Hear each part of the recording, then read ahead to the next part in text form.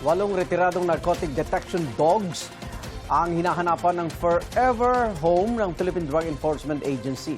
Ang proseso ng pag-aampon sa mga aso, sa unang balita ni Katrina Son.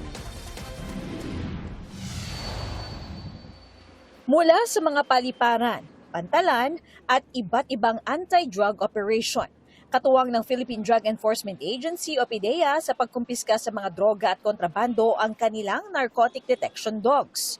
Pero matapos ang ilang taong serbisyo, kailangan din silang magretiro.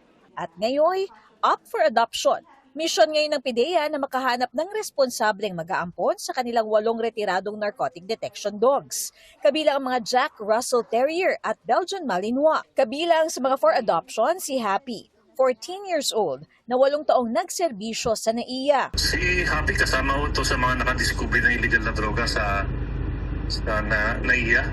Yung mga pinopstik po na droga. Yung mga 7 years ago, meron ako na-discovering mga around 100 million pesos worth of dangerous drugs. Ang 14-year-old ding si Jack mula sa Region 4A, mahiyain sa umpisa pero malambing. Si Abu na nagserbisyo sa Region 8, playful kahit may edad na.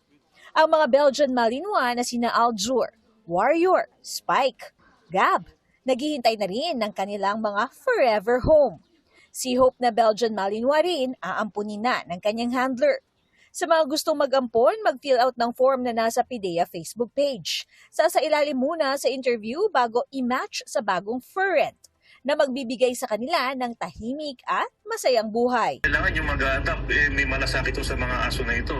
And kailangan pumayag din po yung mag-a-adapt na merong yearly monitoring at saka scheduled visit. Paalala ng PDEA, hindi maaaring gamitin ang retired NDD sa mga ilegal na gawain o anumang police-related activities.